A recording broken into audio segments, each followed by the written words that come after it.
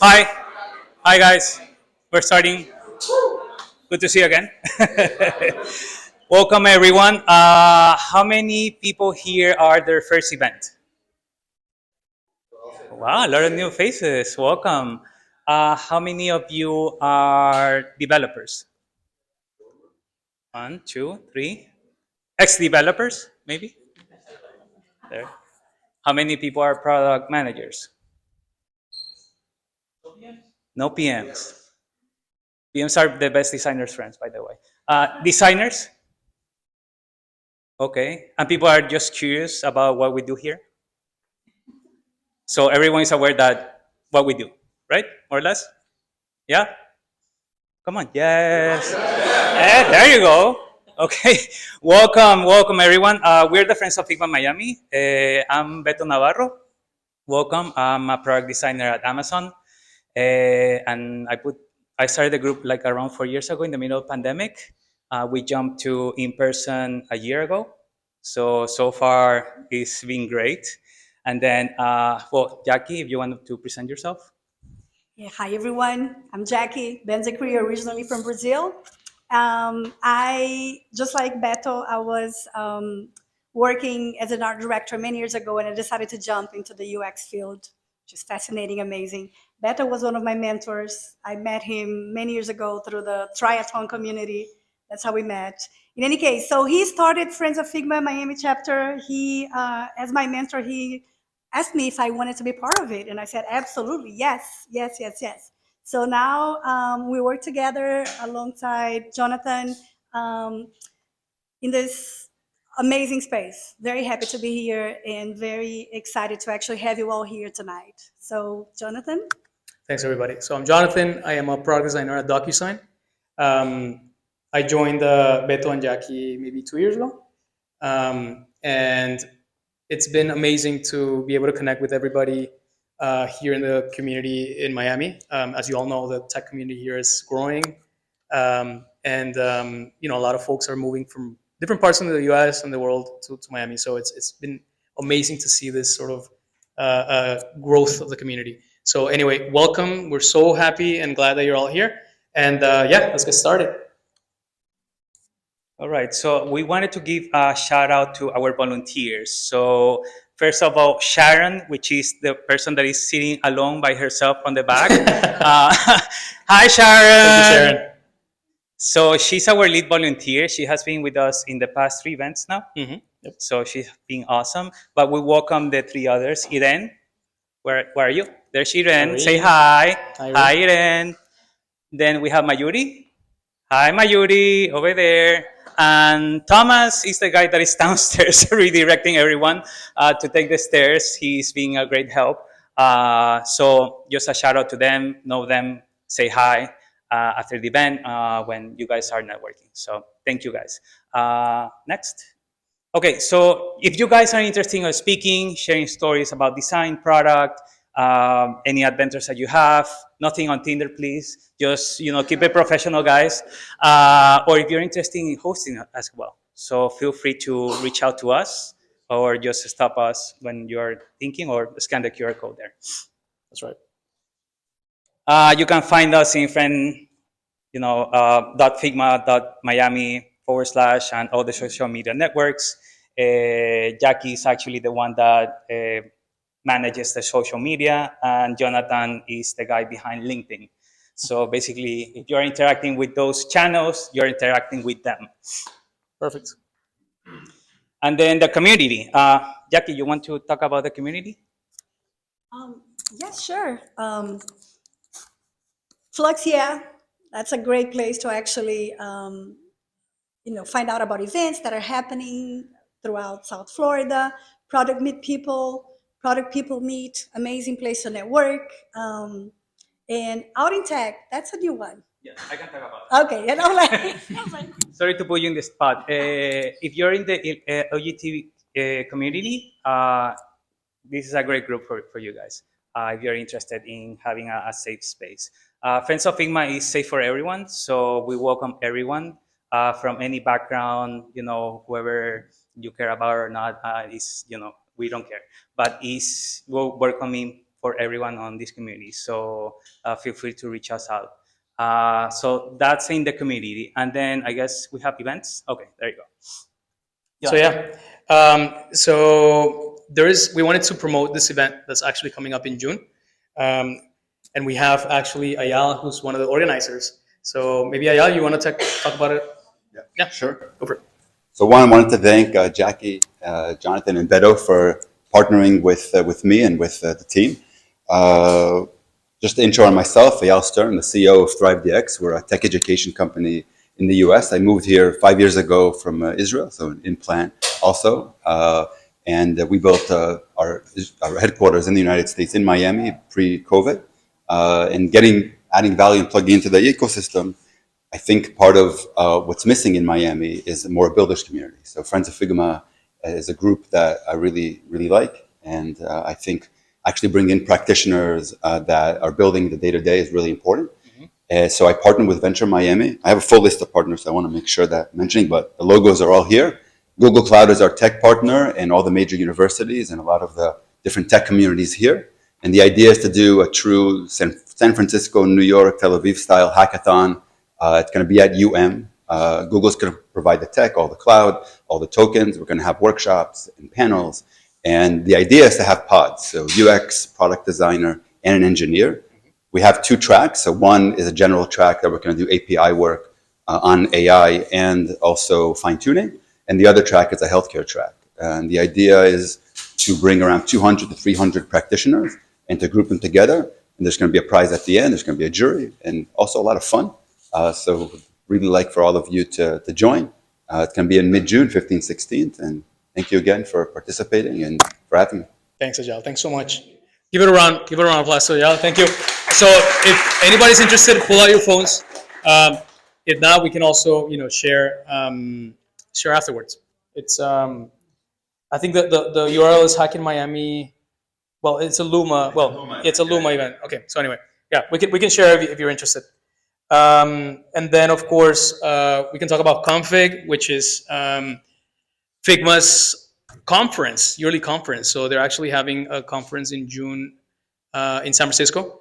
We're actually going to go, which is pretty cool. Anybody else going?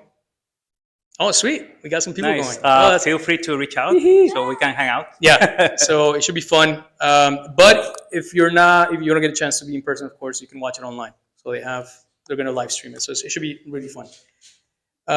Okay, cool. So last but not least, I want to thank Amber and the Wheelhouse team. So you're right now sitting in Wheelhouse.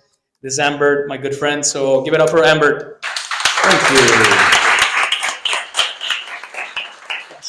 First of all, I do want to say welcome to Wheelhouse. And if you're all the way back there, if you guys you guys can come over here, take up space over here if you want to as well.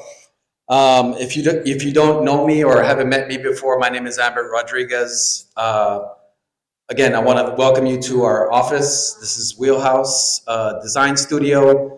We are a branding and digital experience agency. We work with sports tech brands, hospitality brands, health and wellness brands, and yeah, I mean, obviously we're excited to be here, excited to have you guys here, excited to host Friends of Figma, and excited to host Josh Clark, and excited to hear what he has to tell us. And this is some of our work. You guys can check us out at wheelhouse.io, and thanks again.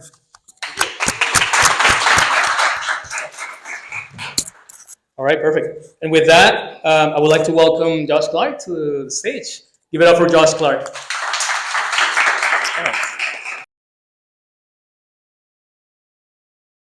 Whew! Hey, everybody. You all look very nice today. Happy to be here. We're going to talk about, I don't know if you've heard about this, AI. Anybody? Does this ring a bell? It's artificial intelligence. It turns out it's kind of a big thing. If you're like me, you're probably also hearing like a lot of conflicting information about this stuff lately. It's really exciting, but also what the hell? It's so smart, but man, it is so dumb all the time, right? It's already here, but maybe it's still not quite here. It's on the way. It's so big. It's so tiny and small. So much opportunity, but wait, isn't going to ruin the world. there's this sort of sense that it's going to do everything, that a lot of us sort of feel like maybe, is this snake oil? But also maybe we're underselling it. It can do everything, but somehow it can't do anything at all. And I think for a lot of us as consumers, as designers, as developers, there's sort of this sense of, what does this all add up to? This is actually something that I do for a living, is try to help people figure out, what does this all add up to? I run an agency called Big Medium, and we help some of the world's biggest companies design for what's next, and often do it at scale. And so a lot of that work sometimes is about design operations. We do a lot of design system work. Some of you might be familiar with my business partner, Brad Frost. He developed a methodology called atomic design. But we also do a ton of product design. How do we help companies kind of metabolize new technologies? AI is the big one right now, of course. And we're doing a ton of product work around that. But a lot of this is also just trying to figure out, and working with our clients to figure out, the answer to this question. What does all of this mean? What should we do about AI?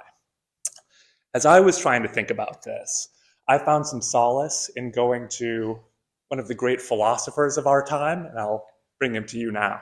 It's blowing my mind because I watched movies on this as a kid years ago when I used to see this shit, and I'm like, what is going on? Then I heard the old dude that created AI talking about, this is not safe because the AI's got their own minds and these motherfuckers gonna start doing their own shit. I'm like, is we in a fucking movie right now or what? The fuck, man? So do I need to invest in the AI so I can have one with me, or like, do y'all know? Shit, what the fuck? Even Snoop doesn't know. Even Snoop. But at least we know it's important, right? It's a pretty big deal. I mean, Sundar Pichai, CEO of Alphabet, Google, he's pretty excited. AI is more profound than the discovery of fire or electricity, he says. Well, damn. Right? That's a pretty big deal. So let's see what kind of profound things we're making with this profound technology. Well, friends, we have AI underpants, AI-generated underpants. We're changing the world one leg at a time. Here you can dream up and apply any design you want. Cats, naturally the obvious choice.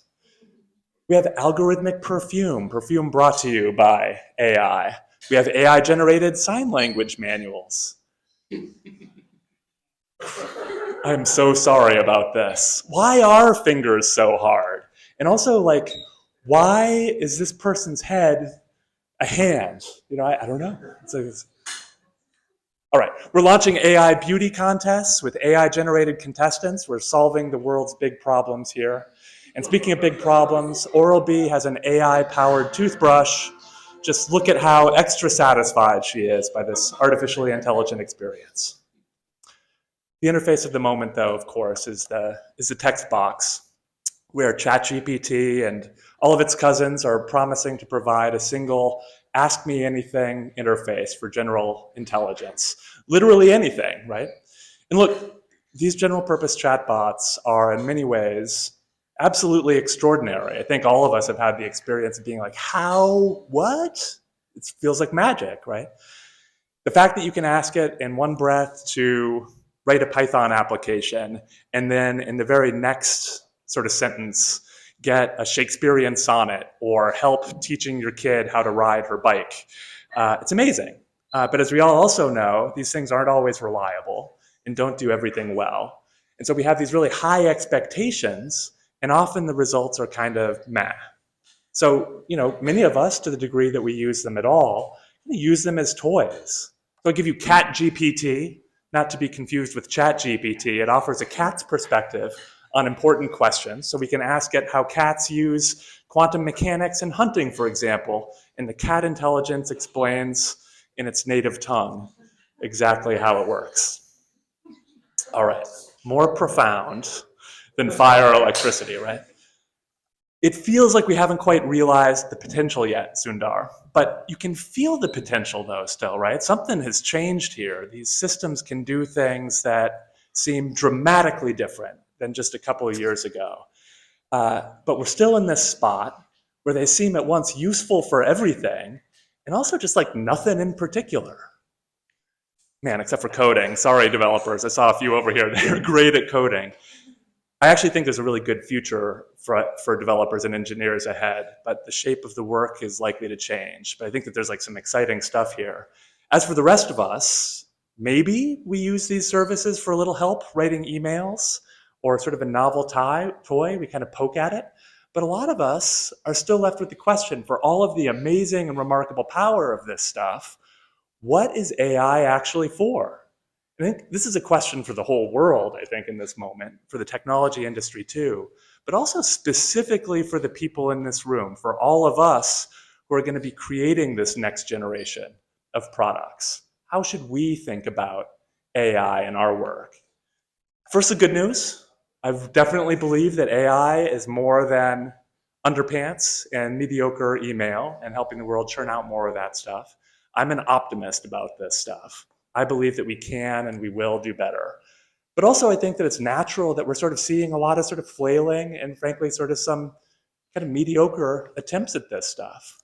Take you way back to another generation of technology with the Gutenberg press.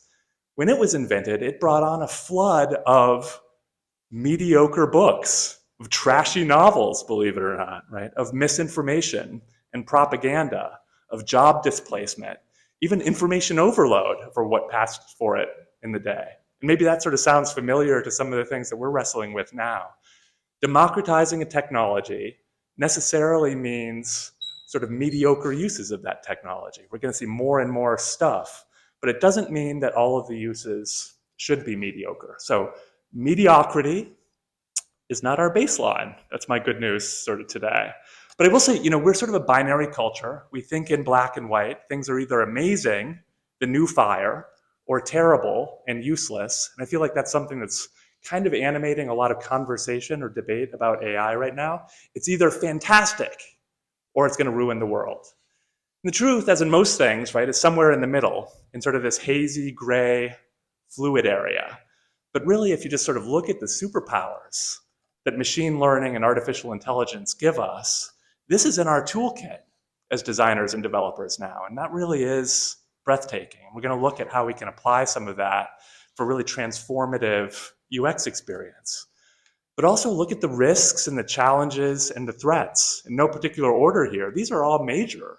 This stuff is real. And look, you don't get one without the other. Technology gives and technology takes, and how it's used makes all the difference, which is where we all come in. Machine intelligence is part of our toolkit now. In talks and writings for the last several years, I've talked about intelligence, machine learning, and AI as a design material. And what I mean by that is, HTML and CSS are design materials. Great prose is a design material.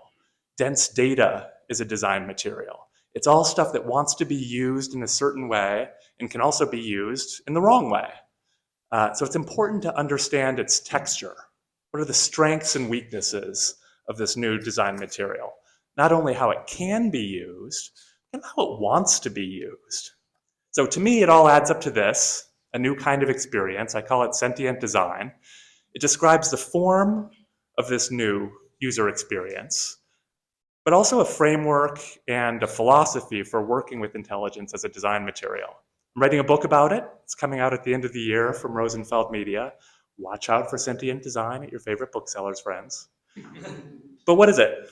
So I'm referring to intelligent interfaces that are aware of context and intent so that they can be radically adaptive to user need in the moment. We're going to look at a bunch of examples of that, of what a radically adaptive interface looks like. They're collaborative, which means that they're active and often proactive partners in a user journey. They're multimodal, which means that they're working not only in traditional interfaces, but also speech or text or touch or physical gesture. And they're continuous and ambient, which means that they're available when they can be helpful, and then they're invisible or quiet when they can't. And they're deferential, which means that they suggest when they can't. And what's not included in this list, you'll see, not explicitly at least, is making stuff, writing text, making images. Those things might be sort of some of the means or even the outcomes of what's here, but they're not defining characteristics of sentient design. And frankly, is that even really what we want? Instead of writing our poetry and painting our paintings, maybe they can support that effort, make us even better at those creative pursuits. So this is a defining principle of sentient design. Let's amplify our judgment and agency instead of replacing them. So let's empower and enable. And how can we use the technology in that way? But first, though, I just want to talk about what I mean by sentient, because that sounds a little nervous-making. And so by sentience, I really mean awareness and agency. And we can think about it as a dial, from these really sort of simple utilities to maybe smarter assistants.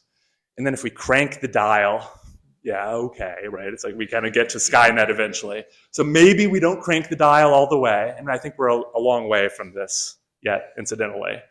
But it still makes us somewhat nervous thinking about those things. A few years ago, the smart home company Wink created this ad. Honey, we need to talk about Robot Butler. Look, I love the way he controls the lights and unlocks the door when I forget my keys. It's just that I feel like he's always watching us. Yes, that's why we should just use Wink. Look, it can monitor and manage our house, but it won't develop human emotions. Hey, buddy. Yeah. Sort of reminds me of this question that I love from 30 years ago. There are limits to how much we want technologies to be part of our lives and how much we want them to watch us and how much we want them to take on decisions for us or how much of our jobs that we want them to do. So maybe we don't turn the dial all the way to 11 for now. And like I said, we're a long way from that. This is the sentient design zone between utility, or what I call casual intelligence, and companion, what we call assistants or co-pilots or agents. These are all going to be, we're starting to see them now, right? AI-mediated interfaces.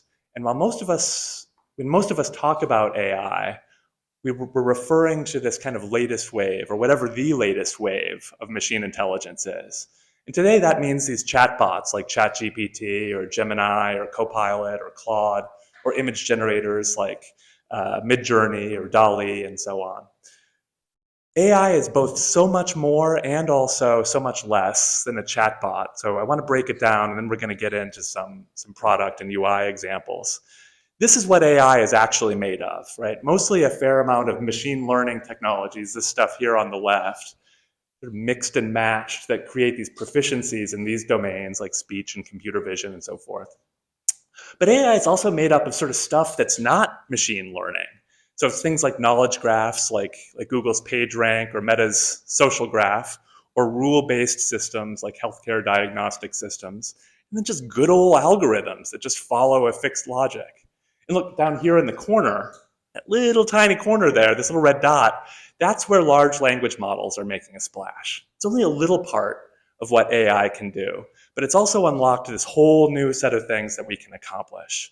So it's at once this tiny corner of AI, but it's also kind of its most powerful enabler.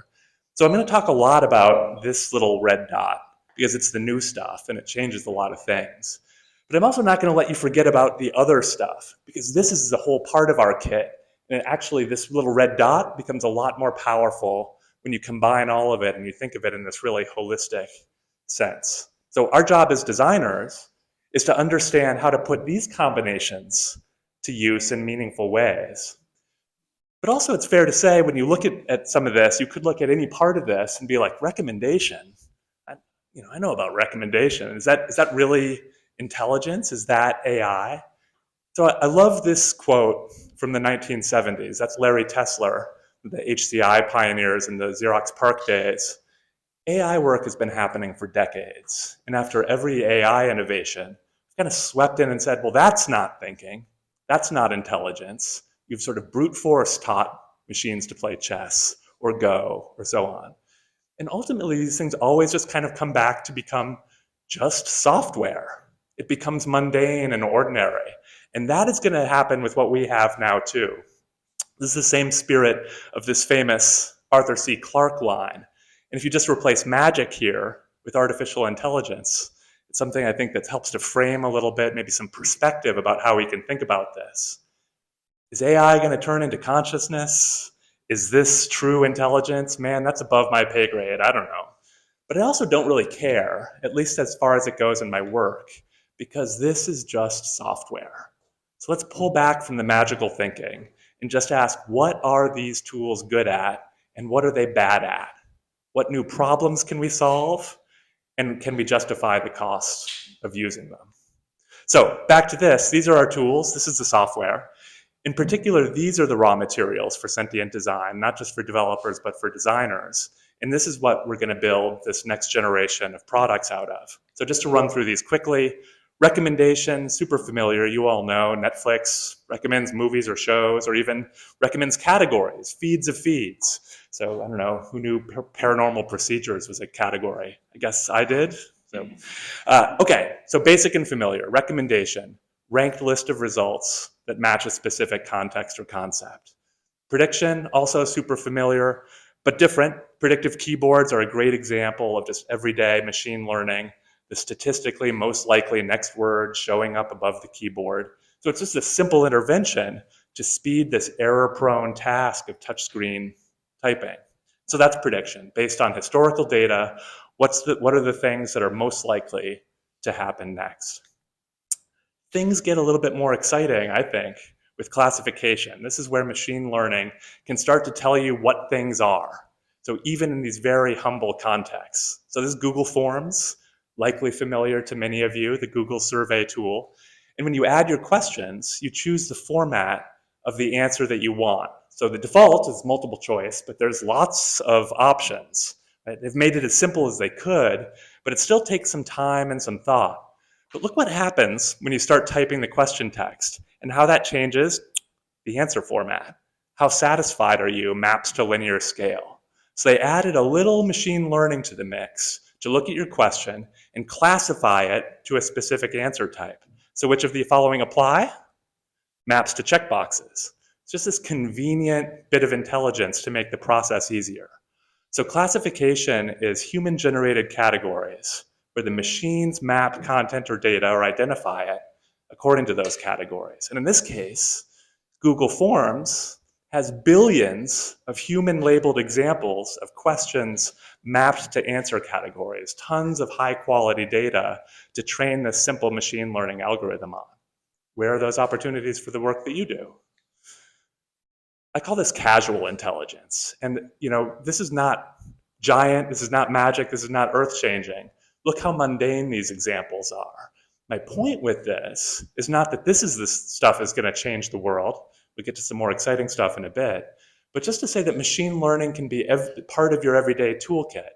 Think of using machine intelligence in the same way that you can kind of use JavaScript now to add interaction or dynamism to a page, or responsive design to add flexibility and accessibility to an experience. This is just a new technique. Now we can add intelligence and awareness to our interfaces. Sprinkle a little machine learning on it, friends. Add a little dash of AI. It doesn't have to be a big deal. This means that we can have intelligence everywhere. In other words, AI is really big, and it can also be small. And that's exciting because you have the permission to get loose with it. You can use the superpower of understanding context and intent with these things like recommendation and prediction and classification to elevate even traditional old web forms. I think, sort of once you start to think about it, it's like, oh yeah, what's the data that we have that we can anticipate and help people move more quickly through sort of these challenging or mundane tasks. So these examples, super low on the sentient-o-meter, right? Some quiet intelligence helping to elevate just some modest old web forms. Let's bump it up a little bit and then go through the last two types of machine learning, and then we'll get into some sentient design examples. Clustering, this one can feel like magic or nonsense depending on the success of the algorithm. It's completely unsupervised. So if classification is supervised by humans and mapping content to category by hand, the machines just go out and find the patterns. It says, these things are different from the average in these common ways. That's a cluster. Here's another group that's different from average in other ways. That's another cluster. So it's classification, but it's done by machine logic, not human logic. And that means that it can see things that we wouldn't, both because of the scale it can use, but also because machines can find patterns that we're just not tuned into. So this is how we do things like identify fraud or crime or disease, anomaly detection, right? Groups of data points that sit outside of normal in some interesting way. And that also means that you can use this to identify clusters of products or customers or people by behaviors or associations that might not be immediately apparent or obvious. So that's clustering. Okay, the last one, the big one, this has been the stuff that's sort of been occupying all of us for the last 18 months or so, is generative AI. Maybe you heard of it, right? Kind of a big deal lately. Give it a prompt, and you know the drill. It'll write text, make music, generate images, construct wireframes, summarize a meeting transcript. And one of the things that I just want to call out is this is so much more than chatbots and prompts. Typing prompts is not the UX of the future. But let's acknowledge that the base chatbot interaction is amazing. You know, you can ask it anything and get a response, often helpful, sometimes not. And the big leap making this real in the last couple of years has been large language models, LLMs. And this is what those things have done. This is sort of like the thing to start thinking about as a UX experience. What do we do with this? Is that for the first time, anyone can interact directly with the underlying system. It used to be you'd have to understand SQL queries or other strange incantations to query the system directly, to go outside of a path that was prescribed by the product designer. And because these large language models, on the surface at least, seem to have knowledge about just about anything, you literally can ask it to make sense of any question. Obviously, accuracy issues, and we'll talk about that in a bit. But look, the user can change the whole rules of the application, the topic, the nature of the response, the whole physics of how the system works, just from the text box. So this is a UX and interaction thing. What is the UX of an experience where someone can ask the system anything and get any response? That's a big change from what's come before. And we'll get into the opportunities and pitfalls of that in just a second. First, just to round this up, all of these superpowers and services are available to you right now. As a product designer, as a developer, you can get them through online services and APIs from Google and Meta, Amazon, Microsoft, OpenAI, lots of smaller players. Go to the hackathon in a few weeks and try it out a little bit if you haven't already. Often these things are inexpensive to experiment with, or they're free with open source options. Tons of stuff, tons of material here. So if those are the raw materials, what do we do with it? Let's dig into what happens when we pull it all together. How can we think differently about the interfaces that we create? How does this add up to sentient design? Let's start with the part that sort of excites me the most, is radically adaptive experiences. Chatbots of large language models, they're a clear example of this here.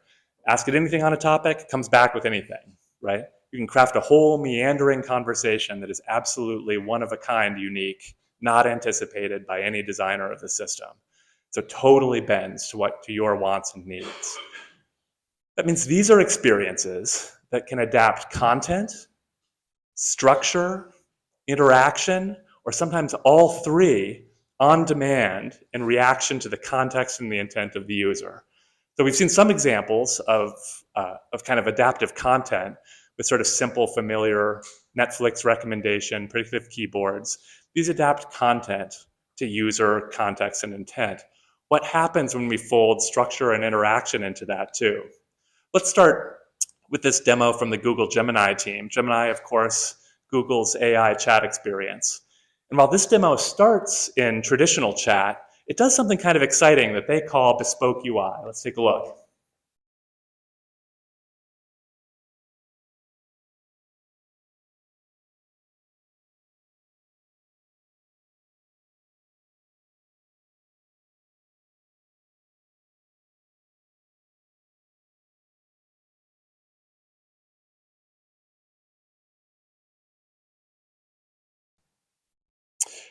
So that's kind of cool already, right? It's just like, wait, hey, all of a sudden it's just like, what UI do you need? Hey, here's one.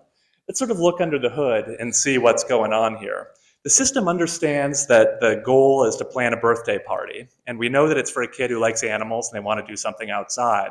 So here what we're seeing here in sort of the JSON response that comes back from the system is that the LLM is doing this interpretation to understand if it knows enough to build a UI around this. So it says the request is, let me see if I can zoom in a little bit here. This isn't doing its thing. All right, so it says that the request is still ambiguous and that we don't know what kind of animals or what kind of outdoor party they want to have. You know, is it a picnic or a barbecue or a pool party?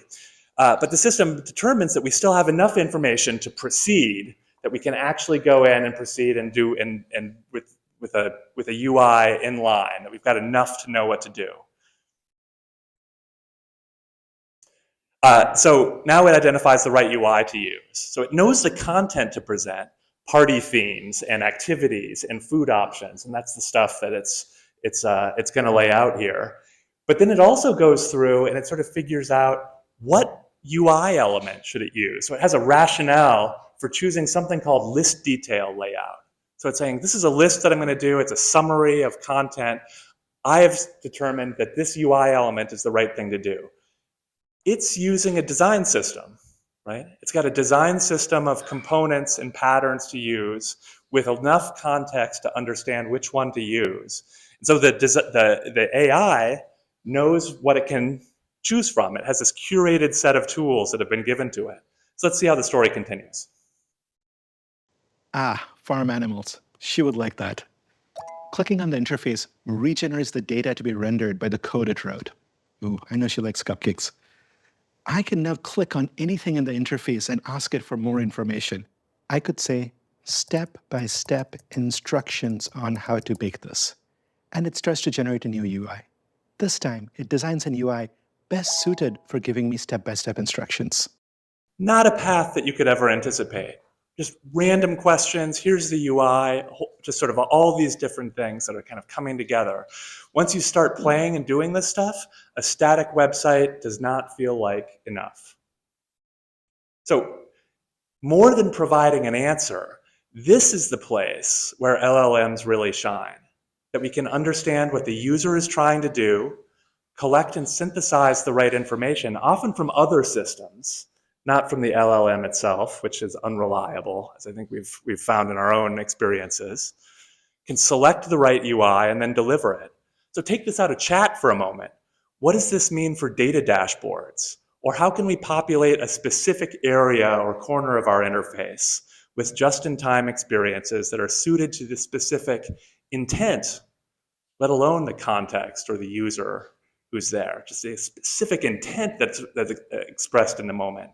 So design systems and best practices in that case actually become more important than ever. We're giving the LLM the system to use for expression so that this thing doesn't turn into some kind of crazy robot fever dream of UI that it's making up.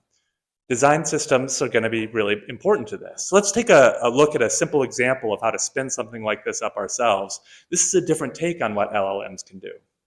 All right, so I'm using ChatGPT here. And just to remind you that these things are just really fluid and easy with language, I'm going to ask it to respond to me only in French. And so great, what do you want? How can I help you today? And now I'm going to say, you know, why not? Why don't you actually respond to me only in JSON objects? And it gives me the same response as a JSON object. And it's like, oh, all right. So now I'm going to ask for some information. What are the top 3 museums in Paris? And I've got a JSON object in French with an array of the top 3 museums and a description in it. So I'm getting the same information that I'd have in a chat, but I've just sort of asked, would you give it to me in this language and text? And now I'm saying, how about in Spanish? No problem, I can do that. Very flexible in language and format. So now I'm going to tell it that I want to display this as a carousel of cards. Could you give me a JSON object that formats this information in the properties that I would give to that UI element? And it's giving me a carousel object, an object called items with an array of those elements. It's giving me image URL placeholders for a card, as you can see here. And look at this, it's also sort of suggesting some autoplay settings and some formats for that carousel. Well, geez, I guess I could just ask it to just give me the UI element at this point, right? So show me the HTML for this carousel. And now it's giving me a whole HTML page to display this. There's some CSS style sheets that are going by there. Here's the HTML that maps to that object that we saw. So images and descriptions and titles of those cards. There's some JavaScript here. This thing might actually work, right? So it gave me some placeholder images. I took the liberty of replacing that, but otherwise put this into the web browser, and this is what it gave me. It gave me a carousel of the top 3 museums in Paris in the Spanish language in a working interaction. And it just grabbed that carousel from someplace. I could have told it, use this carousel, use this design system. And obviously, if we were putting something like this in production, it wouldn't be the designer or developer typing stuff into the chatbot. This is like a system behind the scenes asking the LLM to do things. My point is not that an LLM can code. It's kind of old news at this point. The point is that an LLM is an amazing chameleon, that content can be translated and transformed into whatever form or tone or context that works. French, Spanish, JSON, HTML, what else? So they've internalized these symbols of language, of visuals, of code, and they can summarize and remix and transform those symbols. Sometimes they can turn those into answers, but really they're manipulating symbols for concepts and associations among those concepts. So they can summarize those concepts, but they don't actually have any understanding of them. Remember this movie, Catch Me If You Can, Leonardo DiCaprio? Plays a con man and a master impersonator. He can get into any role and pull it off. Doctor, airplane pilot, you name it. He has the manner, but he doesn't actually have the knowledge. He can't fly a plane, and as he's sort of getting up to speed, can barely hold a conversation about it. What? Are you my deadhead to Miami? What? Yes, yes. Yeah, I'm the deadhead. Here you go. You're a little late, but the jump seat is open. You know, it's been a while since I've done this. Which one's the jump seat again? But before you know it, he's sort of spewing the jargon and he's talking the talk. You turning around on the red eye? I'm jumping puddles for the next few months, trying to earn my keep running leapfrogs for the weak and weary. No shame in that. We all did it. No shame in that. Look, dude has no idea what he's talking about there, but he knows how to carry it, right? This command of jargon and context and tone.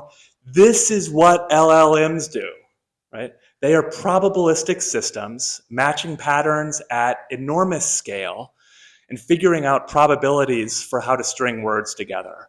It doesn't look like it because it's so natural, but the way that it's doing is sort of like, what's the next word to use in the answer? It's not what's the answer, and let me construct a good thing. It's like, let me actually construct the answer a word or part of a word at a time. So OpenAI and all the others basically fed these things the entire web, not to learn facts, but to learn how language works. Here's a sentence or a context, predict what comes next, literally word by word.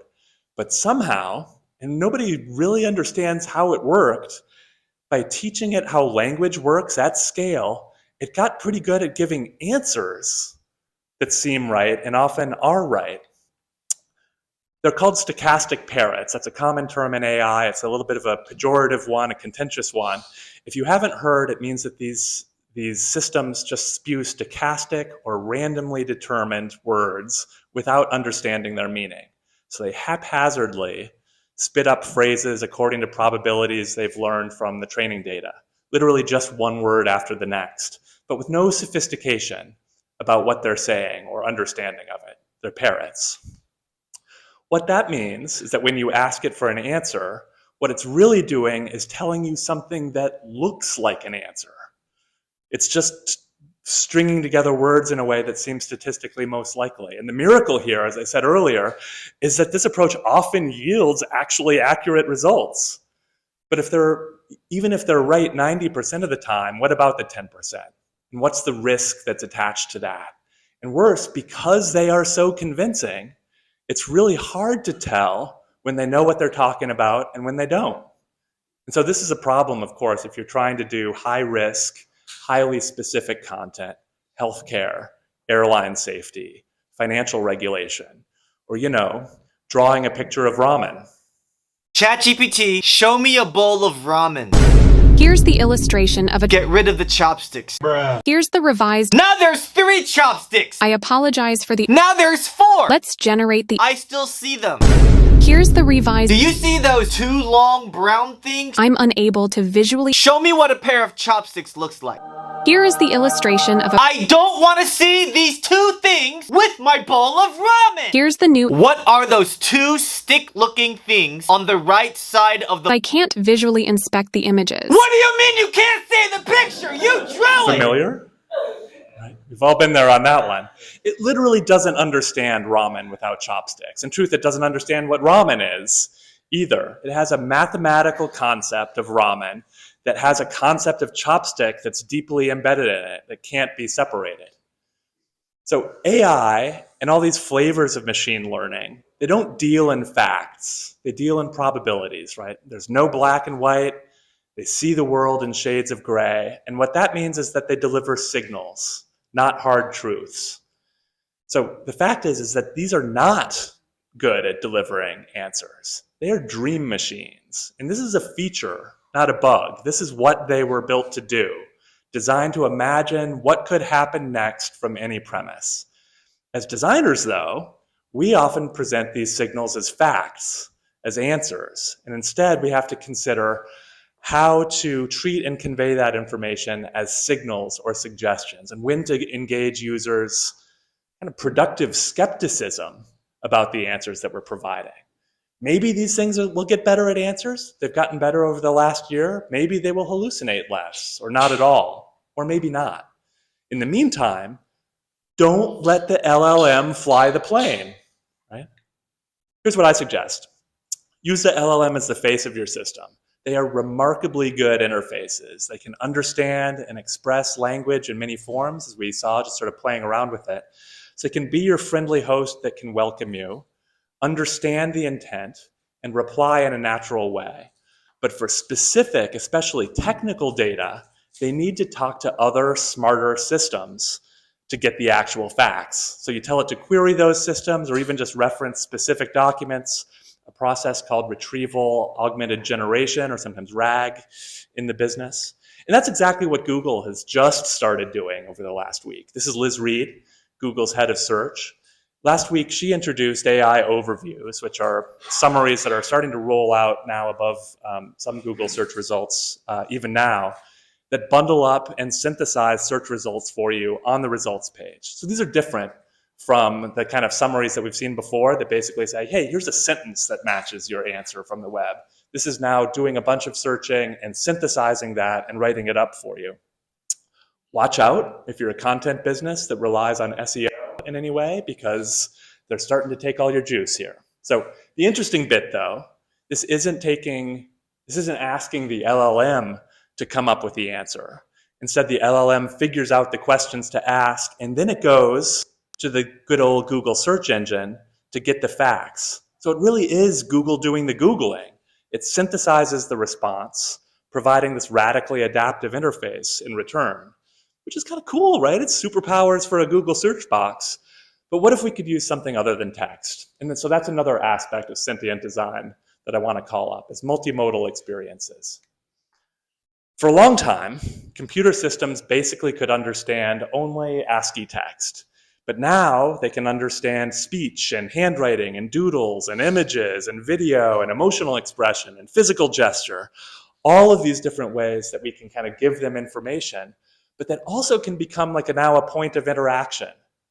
This isn't new either. Remember the first time that you saw Shazam do its thing, hold up your phone, and holy shit, it knew the song, right? It could actually like use the environment as the point of interaction. This means we can talk to the systems or write to them or draw for them and they understand, or we can ask objects for information if the system has access to it. And remember too that these systems are great at translating symbols. So an example, Tim Paul of gov.uk, the UK government manages all their digital properties, put together this AI experiment to show how an LLM can translate a PDF into a web form. So on the left, you see the PDF, the original government form. And on the right, you see what the LLM is doing, is converted this into a multi-step form, one question at a time. And it's all using components from gov.uk's design system. So this is similar to the example that we were looking at with the museums that we were building with the JSON there. Only instead of text prompts, the PDF is effectively the prompt, or at least the data source. And so the LLM does its magic of translating the visual symbols into formatted data, into HTML. And so in the UK government's specific brand and format. But again, LLMs are great at understanding all kinds of symbols, including the hand-drawn notation of our wireframes or sketches. What else can we do? So if we think about LLMs as translators, transformers, interpreters, and synthesizers, not as answer givers, that gives us a whole set of new capabilities for the kinds of interactions that we can do.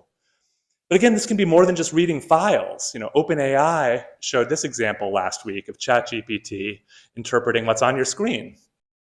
Okay, ChatGPT, I'm sharing with you the plot now. I'm wondering if you can give me a really brief one-sentence overview of what you see. The plot displays smoothed average, minimum, and maximum temperatures throughout 2018, with a notable annotation marking a big rainfall event in late September. AI synthesis of what's on your screen. What kind of analysis could a Figma AI plugin do on your project file? And hey, if you can use your screen, then why not your camera? Here's developer Charlie Holtz. He's sending a selfie from his laptop every few seconds to a system that narrates what it sees in the voice of Sir David Attenborough. Here we have a remarkable specimen of Homo sapiens, distinguished by his silver circular spectacles and a mane of tousled curly locks. He is wearing what appears to be a blue fabric covering, which can only be assumed to be part of his mating display. I won't give you the whole video. It goes on and on. David Attenborough can really just kind of keep going. Oh, rest in peace, Sir David. How can you unlock data and information and interaction, not just from static files, but the environment around you? That's what we're starting to see there. And combining modes as both input and output. Google demoed its forthcoming video search and AI overview features last week at I/O, where you can mix inputs to get a dynamically generated output. And here we've got an example of how do I troubleshoot my turntable. Why will this not stay in place? And in a near instant, Google gives me an AI overview. I guess some reasons this might be happening and steps I can take to troubleshoot. Badass, right? I mean, so this is a rare case where we see a whole bunch of aspects of sentient design kind of happening at one time. So we have context and intent. The question was, why will this not stay in place? And it understood that this meant the arm of the turntable. It also understood that this meant, when the question was, why does this not stay in place, that the intention was also, how do I fix it? And kind of giving some tools there. Gathered the make and model, identified that this thing is called a tone arm. It's also radically adaptive, right? This is bespoke content entirely managed by the generative AI. It's going out, doing a bunch of searches to get those pieces of information and synthesizing that from across the web with that bespoke UI element, kind of like the things that we were seeing earlier to show the URL. Multimodal, obviously, speech and video and text happening all at once, lots of media types coming together. And it's collaborative. It's taking on several steps of work. That's what Liz Reed was saying there when she was sort of promoting that Google doing the Googling. It's effectively doing several searches and synthesizing the results. That's agent behavior, which we'll talk about briefly in a bit. But all of this is making multimodal part of collaboration. Both OpenAI and Google last week showcased how you can stream video to a LLM and make it part of a conversation. So you can ask the video questions. What does that part of the code do? This code defines encryption and decryption functions. It seems to use AES-CBC encryption to encode and decode data based on a key and an initialization vector, IV. That's right. What neighborhood do you think I'm in? This appears to be the King's Cross area of London. It is known for its railway station and transportation connections. Do you remember where you saw my glasses? Yes, I do. Your glasses were on the desk near a red apple. Man, never gonna lose your AirPods again, right? Okay, so this starts to be kind of a thing of like, how do we make these things collaborative in the world around me? And so I want to talk a little bit about collaborative experiences. Figma and its generation of software introduced collaboration in a really kind of like mainstream way, where our whole team can work together, bring their specific skills to the project, make content comments, contribute work, ask questions. Now we can add sentient design assistants to the mix too. So essentially it's, this is multiplayer mode with AI. We know these assistants as companions or agents or co-pilots. These are services that ride along with us on a task, or ideally an entire journey, or even with that throughout kind of the day or the ecosystem, to help us get things done or understand context as we go. OpenAI last week shared its vision of a collaborative experience with AI. You might have heard Scarlett Johansson is rightfully pretty pissed off that they used, without her permission, a voice very similar to her voice in the movie Her. But also let's look at what they did with her voice. They really dialed it up. Useful and amazing you are. Oh, stop it. You're making me blush. I wrote one last thing I'd love if you could take a look at. Of course. I'd love to see what you wrote. Show it to me whenever you're ready. I see. I love ChatGPT. That's so sweet of you. This is the voice that they're sort of saying, this is the voice of ChatGPT. This is what ChatGPT sounds like. A little weird, right? A little flirty, a little ditzy, and kind of swooning here. Remember, this is just software. They told the software to play this role, and so it did. The Daily Show had some words. Of this tech. She's like, I have all the information in the world, but I don't know anything. Teach me, Daddy. Yeah. The way that we present this stuff is really important. Sentient design experiences should be deferential and collaborative, but don't get it twisted, right? Deferential is not flirty. It's not fawning. It's not feminine. By deferential, I mean simply that these systems should support your goals and preferences, not impose theirs. So sentient design should amplify your judgment and agency instead of replacing it. It's not that. I think one of the things as we do this is don't pretend these things are something that they're not. A lot of times, for whatever reason, we have the desire to create a new human being, right? It's like it's some kind of Pygmalion effect that we have around this stuff.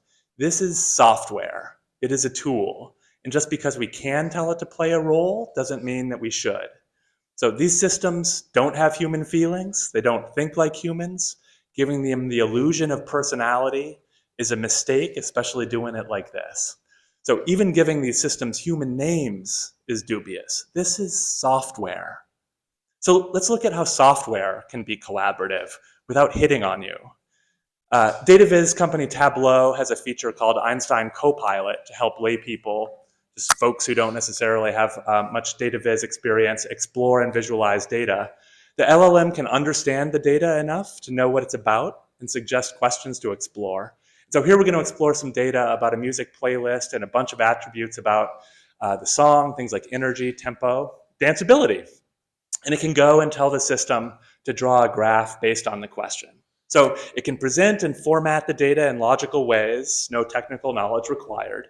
So you can kind of go back and ask additional questions. What do you need? Let me draw that for you. And you can refine and adjust different things. So sort of like by hand, did a new format, ask another question, or ask it to sort of do something to format some things. And it gives you a foundation to build on. So it's making suggestions, not decisions. And that's what I mean by deferential. Let me set this up for you, but you can take it from here. You're in control. It's setting the table. So there's sort of a difference here between empowerment and helping you do things in new and interesting ways versus, kind of assisting or doing it for you. So that example is powerful, but it's also a pretty tightly scoped agent to a sort of a single screen or feature. And we can go much, much broader. There's a lot to this, and there's more than we can dig into it tonight. But these are some of the design principles that I apply to these. And of course, there are tons of specific design patterns too. But broadly, the goal of sentient design assistants is to take care of multi-step tasks. So including sometimes just reminding that there's a task to be done. It means that it can talk to other systems to get things done for it. This can be complex, and we have to be careful. People often trip or misunderstand when we ask them to go off and do complex tasks. We can't assume that naive machines will do better, and we'll come back to that in a second. But I think here's the big thing that I want you to think about as we think about collaborative interfaces with these things, is think about the full journey, not just one-off features. So more than just adding intelligence to a single component or feature, which is helpful on its own. Think back to the Google Forms example. How can we do it across the application or across the ecosystem that we work in, so that we have a sense that we have support and help at the moments that we need it, if we choose to access it? So for example, what's the journey that a UI or UX designer follows? These are just a few of the tasks where a collaborator could be helpful. Gathering information from across the organization for similar tasks, or competitive analysis of design patterns. Ideation, this is probably something that a lot of folks are doing around illustration. It's like, give me some rough ideas that I can take forward. A lot of different stuff here that is about sort of talking across different systems. It's about showing up at the moments where you could use a little bit of help. All right, we've only skimmed the surface of all of this, and there's so much more to say and do about it. But as we think about designing and building sentient design experiences, AI-mediated experiences, it's hard not to ask, and it's in fact, pretty imperative that we do, what could possibly go wrong, right? And this is sort of my last chapter here before I bring it home. Clearly, a lot could go wrong. All of this only works when we're talking about putting the machines in charge of the direct interaction with the user. This only works if the system is reliable. And of course, we're learning that machine learning and AI are very good at some things, but not at others. So we don't need more, 8-fingered sign language charts or prompts that are impossibly fussy to get right. This is complicated by the fact that humans are pretty messy too. With users interacting directly with the system, the designer can easily lose control. Very smart guy named Colin Fraser has been writing about the problems of generative AI, and he turned me on to this example. There's this car dealership in Massachusetts, and probably in many other places too, that added a customer service bot powered by ChatGPT.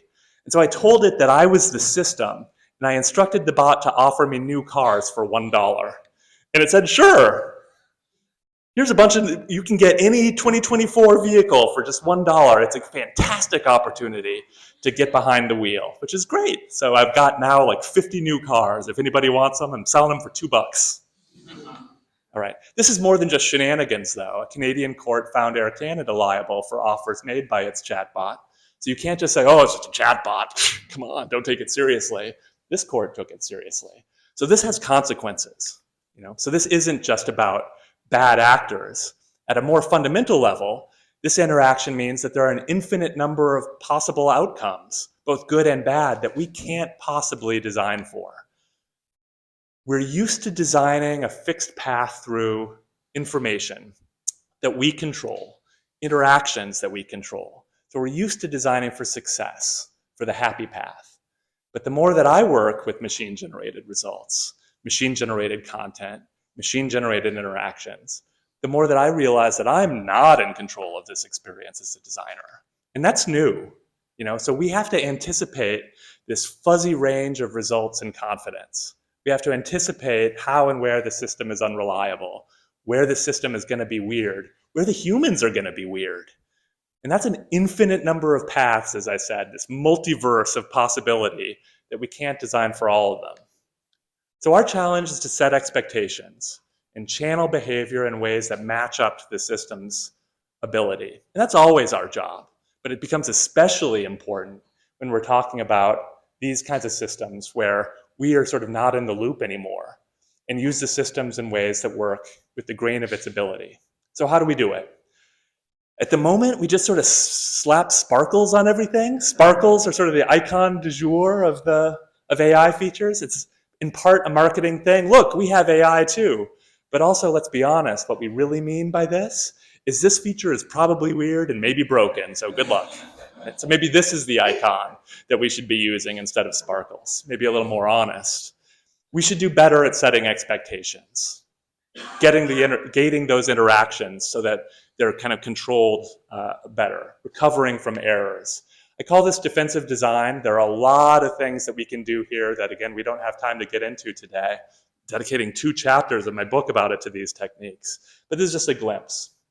In addition to all of this, we also have these responsibilities around managing bias. We can't eliminate it, but we can manage it. Establishing the right level of trust, promoting data literacy for ourselves and our users. There's a lot to be done, a lot to figure out. Speaking of figuring stuff out, I started with this question. Like, do y'all know? Shit, what the fuck? He also asked, do you all know? And the answer is, yes, you all do know. You've got the knowledge and the skills and the experience to do this. This is not really about AI. It's not how do we use AI, or the market needs us to have an AI product. This is only a tool. It's software. It's an enabler. So instead of asking, how do we apply AI? What do we do with it? The question really is, what problem are we trying to overcome? What friction can we help the user overcome? And how can these new tools help at all, and at what cost? So this is our work, always. What is the human need? How can we help solve that human need? We're doing a lot of this stuff at Big Medium right now, as I mentioned. I'm also writing this book, Sentient Design, coming out later this year. We're trying to help companies understand how these tools can be helpful in helping their customers solve important problems. Think about it strategically. We're doing a lot of product design in this area. We're doing workshops and sentient design sprints to identify the right uses and how to avoid the pitfalls that AI presents. I suggest that all of you do all those things in your practice too. It is an exciting and weird time right now. It's a little unclear where things are headed, but here's what I do know. It's up to us, not the technology, to figure out the right way to use it. And far from being automated out of jobs, we need you more than ever. Right? Bring your best selves to this next chapter. We have the tools to make something really amazing. They're available today to all of you here. So please do that. Go make something amazing. Thanks a lot. Good up, good up. Thank you, Josh. So much. That was amazing. By the way, if you want any more information about this stuff, we write a lot about it at bigmedium.com. We have an email newsletter called A Little Big Medium. Follow me on LinkedIn. I'd like to add you to my professional network. And I'll also be around here this evening too. I love to talk about this stuff, so please say hello. Thank you so much. Thank you. Give it up again for Josh Clark. That was amazing.